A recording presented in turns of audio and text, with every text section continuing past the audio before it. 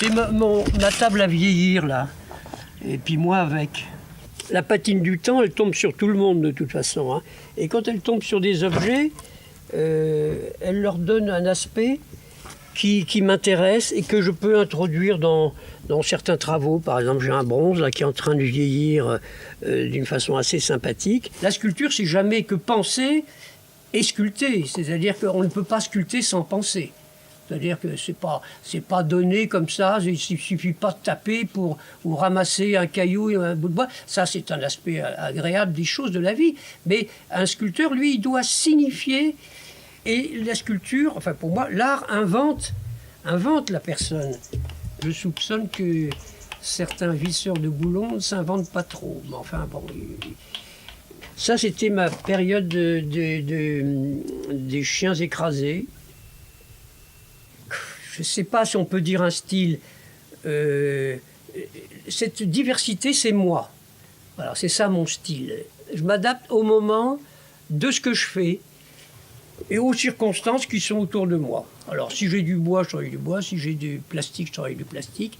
Et puis, je représente toujours des choses toujours humaines, je dirais même à la limite rurales, de façon à ce que me sentir bien dans un monde qui est pas forcément qu'intellectuel.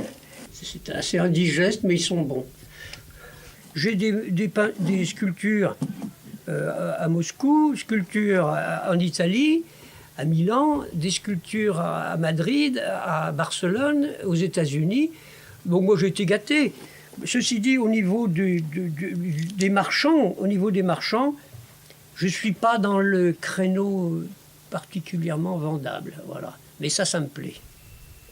Avec Liane, on l'a trouvé très éclectique, ce livre, parce qu'il représente suffisamment bien ce que j'ai voulu être.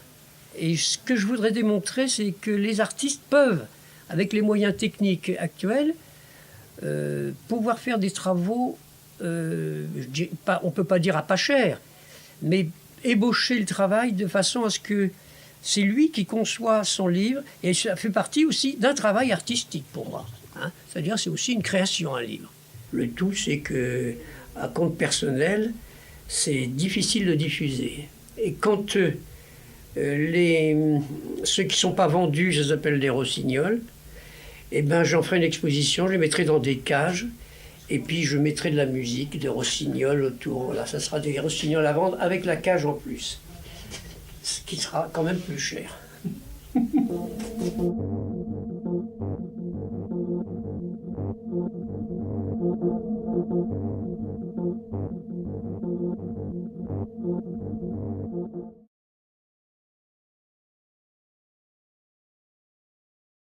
Que vous me montriez tout à l'heure. Oui, alors, la patine du temps, elle tombe sur tout le monde de toute façon. Hein. Et quand elle tombe sur des objets, elle leur donne un aspect qui m'intéresse et que je peux introduire dans certains travaux. Par exemple, j'ai un bronze là, qui est en train de vieillir d'une façon assez sympathique. Et là, je vais faire des fontaines ou des petits, comme dans des rochers, je vais faire des fontaines. Et je veux justement donner l'aspect des rochers que je retravaillerai après. Et ça, c'est des moulages. C'est des moulages. Alors, et puis, bon, voilà, celui-là, je vais le faire vieillir. Alors, voilà, comme ça, c'est des formes aléatoires. Ce bronze, alors je laisse dehors, et puis le temps fait son affaire. Et j'ai même des clous comme ça qui deviennent des vieux clous. Parce que j'en ai fait beaucoup en bronze, mais là en bois ils sont très sympas. Voilà. Alors je vous montrerai pas tout ce que j'ai fait, mais j'aime bien bricoler. À la limite c'est du bricolage. Et puis à un certain moment ça devient vrai. C'est pas du synthétique, c'est du vrai. Voilà, ça. Alors je laisse vieillir. C'est ma table à vieillir là. Et puis moi avec. Celui-là, je veux le récupérer. C'est des petites maquettes en mousse de polyuréthane. Je travaille sur l'aléatoire. l'aléatoire que je me garde pour moi, parce que l'aléatoire, les gens ils préfèrent que ce soit vrai. Et là, je travaille sur des formes aléatoires. Voilà. Ça, c'était ma période des chiens écrasés. Des chiens écrasés. Alors, ça sera coloré, mais le temps le vieillit de façon à ce que ce ne soit pas une porcelaine présentable. Voilà, le vieillissement. Alors, il y a là-bas. Alors là, est-ce que j'enlève un peu la vigne?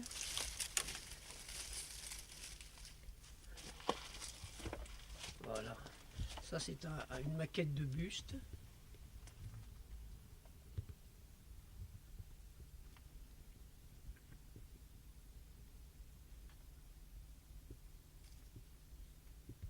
Peut-être que j'enlève celle-là.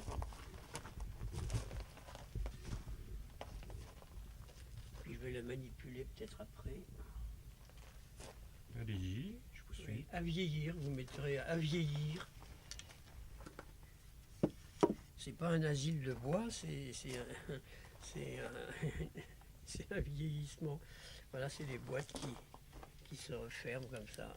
C'est juste pour mettre des chèques, hein. C'est pas pour mettre des objets précieux, c'est juste des chèques. Plus ils sont gros, moins ça se voit.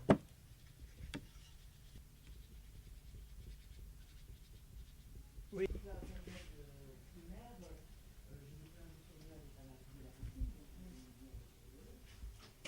Bon, là, c'est le soldat inconnu, donc. Et là, c'est ma série sur les montgolfières. Sur les montgolfières. Et là, c'est la réclame. Il y a la coupicard. La coupicard. Ça fait drôle, la coupicard. Il faudrait mettre la coupe Ricard parce que.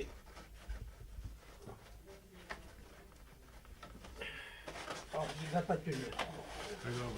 C'est pas grave. Ça a été pris, ça fait rien.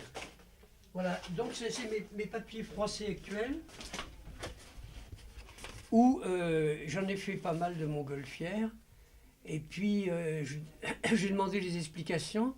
Quand ça brûle, ça doit faire drôle. Voilà, alors ça c'est... Alors, gaz de France. Voilà, gaz de France, ça veut tout dire.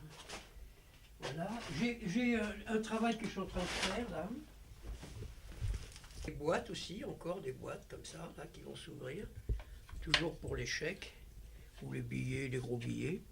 Et puis là, je suis en train de faire un trophée avec des chaises. Alors, il est en train de se faire. Voilà, je prends des vieilles chaises. Alors, comment c'était? C'était comme ça. Voilà, aucune importance. Quand ça sera monté, ça fera un trophée. Ça a un nom particulier, c'est les cornes de cerf, là, qu'on voit dans les châteaux du Moyen-Âge. Et puis, où c'est que j'ai mis le livre que je suis en train de faire, le livre. On dit un étal de boucher, je ne sais plus comment on appelle ça. Ouais. C'est un étal. Alors voilà mon étal de boucher et je travaille ma viande, mon matériau principal, c'est le bois. Alors, je suis en train de faire une tête de femme. Comme j'ai fait souvent comme ça, là, des têtes de femmes. Voilà, c'est ma belle-mère. Bien. Et dans mon grenier, et puis je les ai travaillés dans ce sens-là, c'est les joueurs de belote. Moi je les aime bien, c'est vraiment la gueule des joueurs de belote. Bon, bah, ceci dit, ils ne vont pas être contents, mais ça fait rien.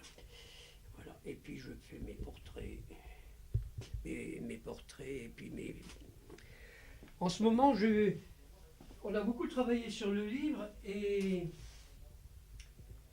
j'en ai un petit peu marre. Alors, on a travaillé, c'est un travail quand même important. Hein. Je sais pas, quand vous allez faire le vôtre, vous allez voir, c'est très important. Il faut retrouver la documentation, il faut mettre ça au point techniquement, parce que les imprimeurs, ils vous impriment ce que vous voulez. Hein. Donc, on a fait un travail de recherche, de remanipulation de photos. Et puis le résultat du livre, ben, moi, il me plaît, puis apparemment, ça plaît beaucoup aux gens. Le tout, c'est que, à compte personnel, c'est difficile de diffuser. Et quand ceux qui ne sont pas vendus, ça s'appelle des rossignols, et ben j'en ferai une exposition, je les mettrai dans des cages, et puis je mettrai de la musique, des rossignols autour. Là, ça sera des rossignols à vendre avec la cage en plus, ce qui sera quand même plus cher.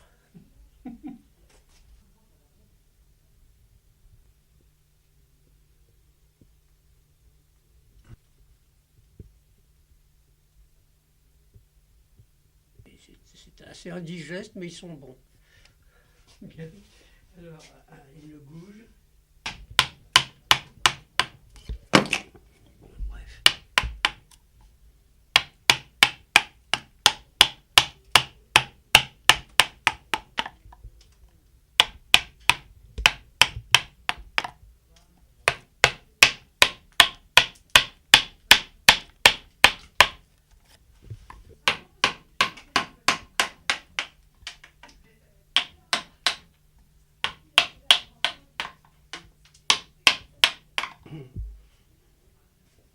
Faut pas le dire.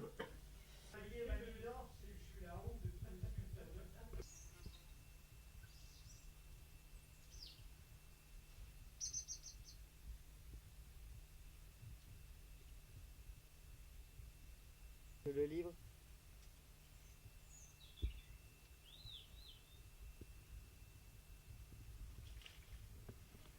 Et vous donnez des coordonnées pour que les gens puissent nous appeler Oui, s'ils oui, veulent des renseignements. absolument. D'accord.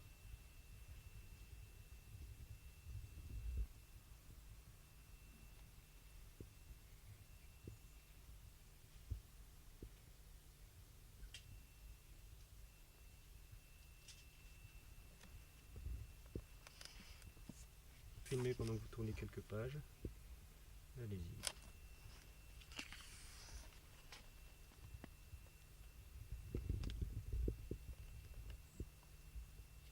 C'est bon, vous mettez tape en arrière.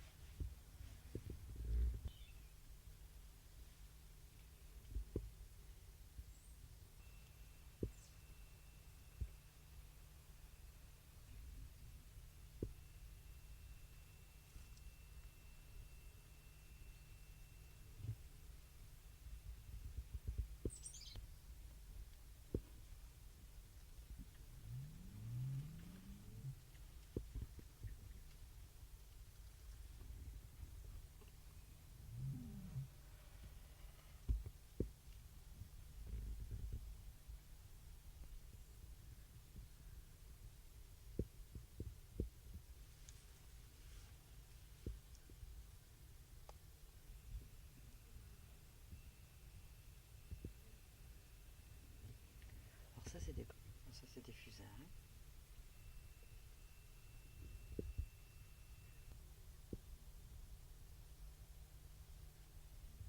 Voilà, tac, ça tourne. Alors pourquoi est-ce que vous avez fait ce livre? Alors, disons que j'ai eu la chance d'avoir beaucoup travaillé, puisque j'ai quitté l'industrie à suffisamment tôt, et je me suis retrouvé à faire un gros travail de rattrapage, parce que j'ai pas fait les beaux-arts, bien sûr. À l'époque, c'était difficile pour ma famille.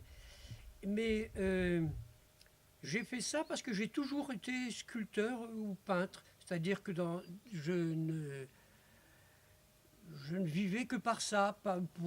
Je communique surtout par ça. Alors bon, ça a changé dans ma vie. Et puis tout petit déjà, j'avais déjà cette sensation d'aimer mettre en forme ce que je pensais. C'est-à-dire que ce que je pense, je le mets en forme. Alors c'est une façon particulière. Bon, c'est ce que c'est être sculpteur, ça. Et j'ai toujours eu la chance d'avoir deux vies, une sociale contraignante de la vie quotidienne de tout le monde, mais un travail de recherche permanente personnelle, c'est-à-dire tout ce qui était artistique m'intéressait. Et j'habitais à Paris dans ma jeunesse, et donc j'ai vu beaucoup de musées, et j'ai eu des très grosses envies de devenir comme ça, d'être sculpteur, avec les monuments que je voyais. Barry à la porte de Saint-Cloud, Bourdelle et tout ça. Et moi, je me sentais sculpteur de fait. Alors après, il faut s'y mettre. La vie n'est pas. Et puis, il y a dans ça, il y a un choix physique. Il y a des gens qui dépensent des énergies d'une certaine façon. Moi, il faut que physiquement, je dépense, dépenser physiquement, mais avec un schéma mental.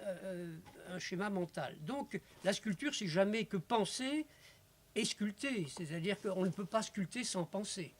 C'est-à-dire que c'est pas donné comme ça, il ne suffit pas de taper ou ramasser un caillou et un bout de bois. Ça, c'est un aspect agréable des choses de la vie. Mais un sculpteur, lui, il doit signifier. Or, les sculpteurs suivent toujours les grandes épopées. L'Égypte, les Romains, je dirais la guerre de 14, après, il y a eu des périodes fabuleuses pour les sculpteurs, puisqu'il y a eu des monuments à faire et tout ça. Donc les sculpteurs sont toujours attentifs à la symbolique des pouvoirs. Ce sont des gens qui sont très liés avec la mort et je dirais quelque part la guerre. Les Napoléon et tout, ils ont toujours, les sculptures sont toujours l'apanage des grandes épopées pour moi. Voilà. Alors les Romains, bien sûr, et tout ça, les Grecs et tout. Voilà.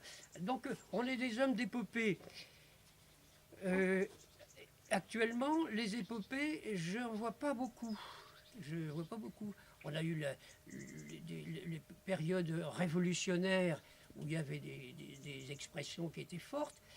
Là, en ce moment, je vois pas. Alors, j'ose pas dire des noms, mais ce qui est actuellement, c'est pas de la sculpture d'épopée, c'est de la sculpture de salon. Ça m'embête un peu. Alors moi, j'attends une épopée. Maintenant, c'est un petit peu tard. Et s'il n'en vient pas des graves, comme il y a eu, tant mieux. Moi, je continuerai à être de faire de la sculpture de salon. Voilà. Mais je suis comblé parce que ça fait partie de la vie et la sculpture, enfin pour moi, l'art invente la personne. On s'invente, on travaille en faisant ça. Alors il y a d'autres qui s'inventent en autre chose. Je soupçonne que certains visseurs de boulons ne s'inventent pas trop. Mais enfin, bon, la chance d'un artiste, c'est de s'inventer au fur et à mesure, de faire un choix d'une technicité ou d'une signification qui continue, qui est toujours la même, qui fait que